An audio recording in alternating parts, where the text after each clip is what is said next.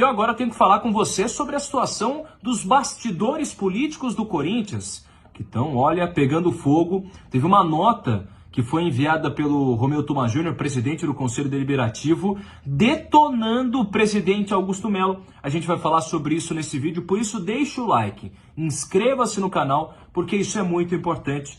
Eu agradeço demais a tua audiência. Rapaziada, é bom a gente trazer desde o início dessa história. O presidente Augusto Melo convocou alguns jornalistas para participarem de um café da manhã nesta segunda-feira, lá no Parque São Jorge. E seria essa audiência, essa conversa ali com os jornalistas, ela seria para esclarecer algumas coisas envolvendo as contas do clube. Teria ali alguns auditores, teriam algumas pessoas, o Sidorf, que é o diretor hoje, que assumiu praticamente o setor financeiro do Corinthians depois da saída do Pedro Silveira, e eles esclareceriam ali a imprensa em off, né, sem poder gravar. Isso causou uma revolta por parte dos conselheiros do Corinthians, meio que dizendo assim, ó, o Augusto Melo tá fazendo isso para quê? Ele vai mentir para a imprensa? O que vai acontecer? E a partir disso, inicia-se um processo de revolta por parte de membros do Conselho Deliberativo, incluindo o próprio Romeu Thuma Júnior, que é o presidente dessa casa. O assunto é tratado internamente e o CORE pede o seguinte: Augusto, beleza, você quer fazer essa reunião com os jornalistas, mas eu quero o seguinte, deixa eu colocar o pessoal que fiscaliza as contas do clube e que reprovou as contas do clube para participar dessa reunião. O Augusto Melo não topa inicialmente e até muda a reunião que seria no Parque São Jorge com os jornalistas lá para o CT Joaquim Grava, para evitar qualquer tipo de interferência envolvendo conselheiros e sócios do clube. Aí o Romeu Thuma Júnior, no início da semana, solta uma nota. A primeira nota, aliás, no meio da semana aqui, ele solta uma nota já, de certa forma, descascando o próprio Augusto Melo. Vou ler um trecho para vocês, é um trecho bem curto. E aí depois ele solta outra nota, é importante que você não perca o fio da meada. Ele diz o seguinte, exímio presidente Augusto Melo, informo que a presidência do Conselho Deliberativo recebeu a comunicação sobre essa suposta reunião. E esclareço que, diante desse fato, recebemos solicitações de vários conselheiros do colegiado e também do próprio CORE, preocupados com o tipo de informações que serão compartilhadas, exigindo que seja permitida a presença de membros do conselho. Aí ele acaba falando sobre isso e não tem a resposta, essa nota do Romeu Thuma Júnior em direção ao Augusto Melo. Ele não tem a resposta. E logo na sequência, hoje, ele solta uma nota, ela é muito forte, presta atenção. Lamentamos profundamente que o senhor Augusto Melo não tenha respondido ao pedido do Conselho Deliberativo e do CORE no sentido de anuir com a participação de conselheiros no papo informal que não pode ser gravado. E lamentamos também a mudança de endereço do referido papo para o centro de treinamento. Acreditamos que o CT não é lugar apropriado para esse tipo de encontro. Por fim, e a fim de evitar constrangimentos aos conselheiros que pudessem comparecer, informamos que o Conselho desistiu de participar desse evento inusitado. Ressaltamos o nosso pesar de testemunhar mais uma tentativa frustrada de manter a efetiva comunicação e segurança jurídica entre os poderes do clube, sócios e torcedores. Aí entra uma informação importante. O Romeu Thuma Júnior convocou uma coletiva para que membros da imprensa possam fazer perguntas justamente ao presidente do conselho sobre essa situação. Está marcada para quarta-feira, às 11 horas da manhã. E ele disse que nessa coletiva vão ser abordados os temas de procedimento do Conselho Deliberativo, esclarecimentos sobre as contas e, principalmente, entre outros assuntos, que a imprensa livre julgar relevantes. O que ele fala? Ele dá uma indireta, dizendo que no caso da reunião em off que aconteceria ali com o presidente do Corinthians, que vai acontecer, isso não está pautado pela imprensa livre. Inclusive recebi de alguns conselheiros de oposição dizendo o seguinte, esse tipo de reunião infringe o código ético, descascando contra essa medida tomada pelo presidente do Corinthians, Augusto Melo. Gente, é a guerra no conselho político, é a guerra política que existe no Corinthians. Recebi também hoje de conselheiros de oposição dizendo o seguinte, o Augusto Melo está articulando algumas festas dentro do Parque São Jorge para tentar, de alguma forma, retribuir, de alguma forma tentar puxar os conselheiros que são de oposição para o lado dele, numa possível votação de um processo de impeachment. Eu até acho isso normal, isso faz parte da política do jogo. O problema é quando esse tipo de tomada de decisão atrapalha dentro do próprio Corinthians, como por exemplo quando ele dá espaço para um cara que iniciou o processo de impeachment contra ele para ser o diretor de marketing do Corinthians, logo depois da demissão do Vinícius Manfred. Então a gente fica de olho nessa situação. É claro que essa movimentação política ela importa demais, gente. Isso reflete dentro de campo. Eu sempre falo para vocês, geralmente um clube é dentro de campo o que a política e o que os seus dirigentes fazem dele. É importante que a gente monitore, é importante que a gente fique de olho e cobre, acima de tudo, cobre a todos os dirigentes sem exceção. Cobrar o Augusto Melo, cobrar o presidente do conselho, cobrar os ex-dirigentes que não foram punidos até hoje, em meio a um monte de gestão temerária que o Corinthians sofreu ao longo desse período. E botaram fralda no saci. Baby, the beauty of Maldita produção, hein? Até agora tem uma carinha de pesadelo, mas foi verdade. Corinthians goleando meu Colorado 4-2 e a arbitragem também aparecendo. Brau! Especial para eles, Dorival, primeira vez em casa, Roger, 50 jogos no comando do Internacional. E depois do abraço, o show e as polêmicas. Primeira bola, Antony escorregou e o Memphis mandou na trave. Foi pênalti de Yuri Alberto nessa bola com Wesley? Vontade que ele foi no VAR. E ele tá 1 metro.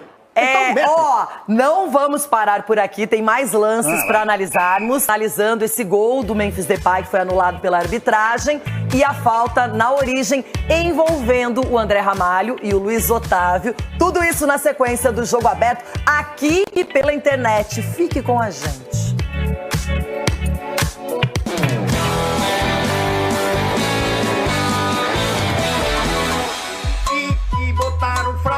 Bom, vamos seguir então a análise. Voltando o lance, por favor. Esse gol anulado do Memphis Depay e a falta na origem detectada. Salve nação corintiana, tudo jóia? Gente, olha eu aqui de novo, Mineirinho na voz, trazendo para vocês mais um cortezinho do vídeo jornalista esportivo Pedro Ramiro, aí que trouxe um giro de informações do Corinthians.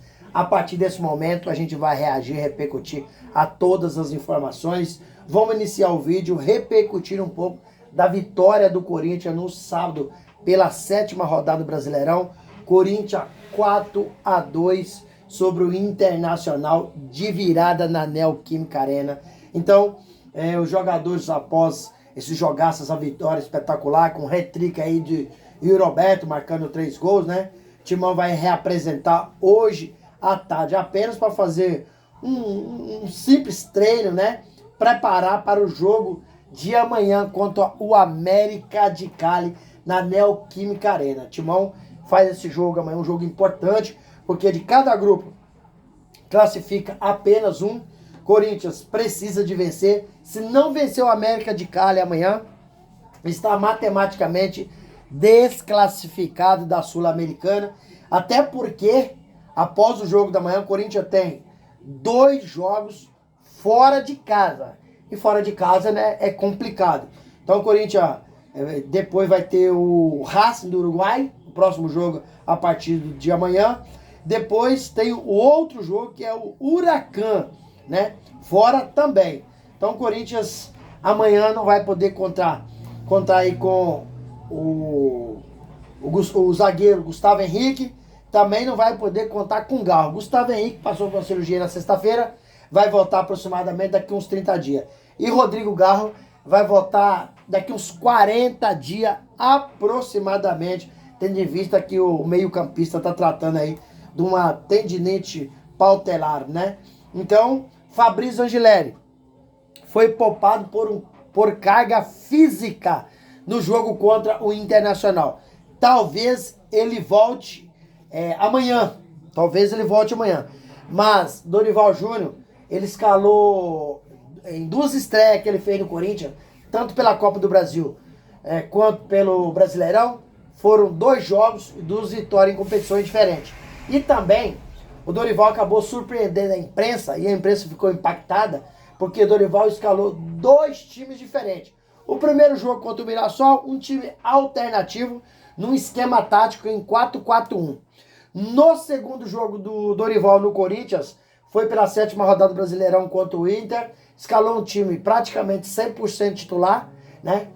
Foi só o Garro, faltou o Gustavo Henrique e o Angileri, que foi poupado. Mas praticamente 95% do time titular e um esquema tático também diferente, em 4-4-2. Para amanhã a gente não sabe qual será o esquema tático do Dorival Júnior, porque ele mesmo falou, em todos os clubes que ele trabalhou com um esquema tático diferente que as pessoas não conseguiram pegar. Então, Dorival preparando o time. Já no sábado que vem, o Corinthians vai sair para jogar com o Mirassol às 18h30 pela 8ª rodada do Brasileirão. Então, o Corinthians está no caminho certo.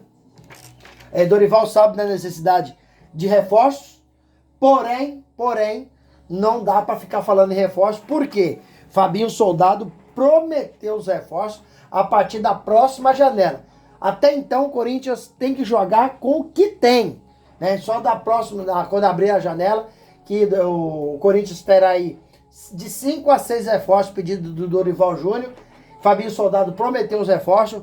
3 dos 6 medalhão ou mediático, e o Corinthians vai fortalecer muito. Eu tenho visto muito na imprensa, muita reclamação por parte do Internacional, né? Inclusive o zagueiro Vitão saiu de campo reclamando, né? Um chororô danado, acho que mais pela história do passado, por exemplo, em 2005 o Internacional se sentiu prejudicado, eu acho que foi prejudicado mesmo, né? Mas nesse jogo agora, não houve erro para o Corinthians, não. O que houve foi interpretação. O árbitro entendeu de forma diferente algumas coisas. O Corinthians foi prejudicado e o Internacional foi prejudicado. Por quê? Para mim, na expulsão do Bruno Henrique, o Bruno Henrique não deveria ter sido expulso. Não deveria. Porém, o Corinthians marcou 6 gols para valer 4. Teve gol do Messi, por exemplo, e eu achei que foi gol legítimo. Então, há muito chororô, né?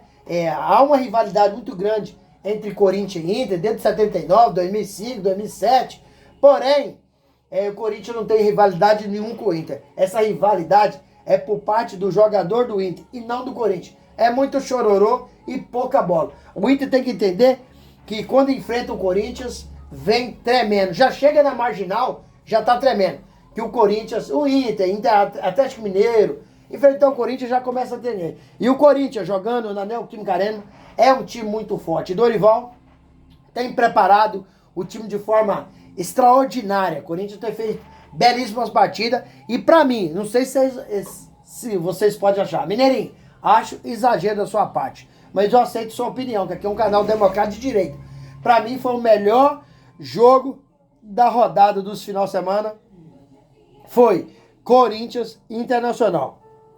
Eu não sei até se foi o melhor jogo da América do Sul, final de semana, tá? Acredito que seja até o melhor jogo da América do Sul. Vamos falar só aqui no Brasil, foi o melhor jogo da rodada do Brasileirão. Porque o Corinthians jogou muito compactado, muito bem ajustado, onde o Internacional não teve espaço para jogar. E o chororô é porque perdeu na bola, não houve nada que interferiu no resultado, entendeu?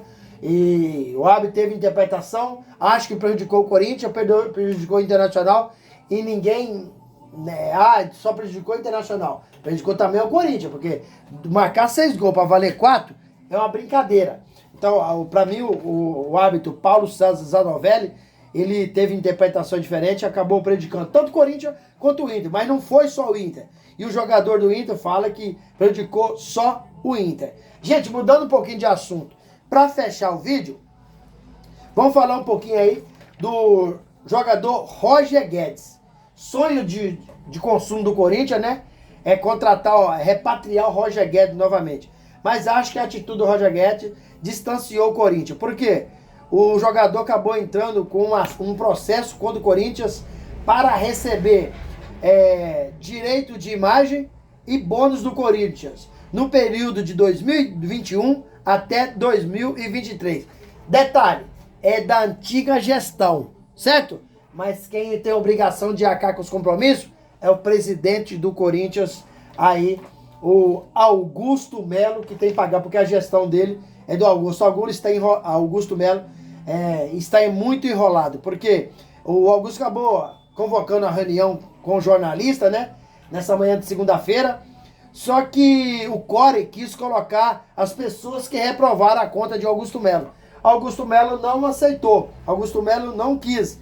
Ele acabou nem respondendo.